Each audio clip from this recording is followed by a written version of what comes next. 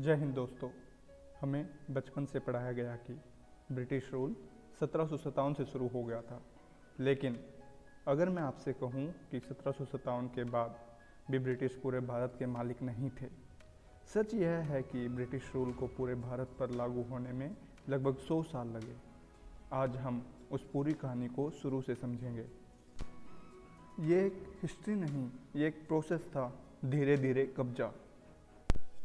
18वीं सदी का भारत एक यूनाइटेड कंट्री नहीं था। मुगल साम्राज्य कमज़ोर हो चुका था। मराठास, नवाब्स, राजपूत सब अपनी अपनी रियासतों में बने हुए थे।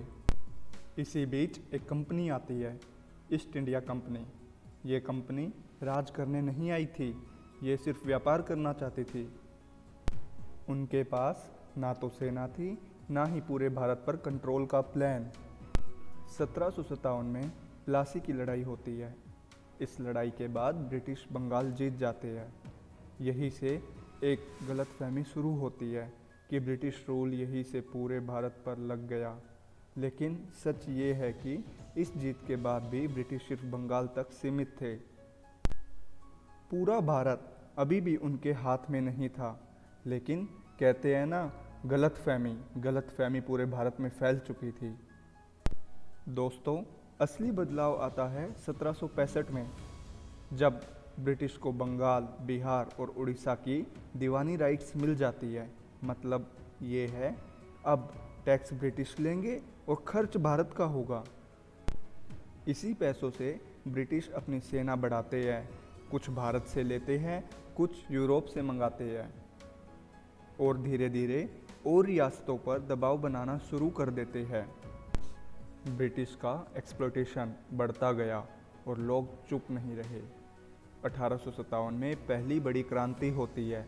ये सिर्फ सिपाहियों की बगावत नहीं थी, ये भारत का गुस्सा था उनके प्रति। इसी गुस्से, आक्रोश की वजह से कंपनी को समझ आ गया कि कंपनी के हाथ से राज चलाना खतरनाक है। 1858 में ईस्ट इंडिया कंपनी को हटा दिया जाता है और पहली बार ब्रिटिश क्राउन डायरेक्टली भारत का कंट्रोल अपने हाथ में लेता है। यहीं से ब्रिटिश रूल ऑफिशियली पूरे भारत पर लागू होता है। आप समझ रहे हैं ना कि पहले जब वेस्ट बंगाल में ब्रिटिश का कब्जा हुआ तो गलतफहमी की वजह से पूरे भारत को लगा कि पूरे भारत पर ब्रिटिश का कब्जा हो गया है, लेकिन ऐसा नहीं था।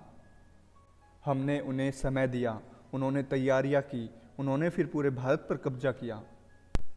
इसी कहानी से एक बात साफ है, ब्रिटिश रूल एक दिन में नहीं आया और आज़ादी भी एक दिन में नहीं मिली दोस्तों। ये सब एक लंबी प्रोसेस का हिस्सा है, जिसमें लाखों लोगों ने अपना सब कुछ कुर्बान कर दिया।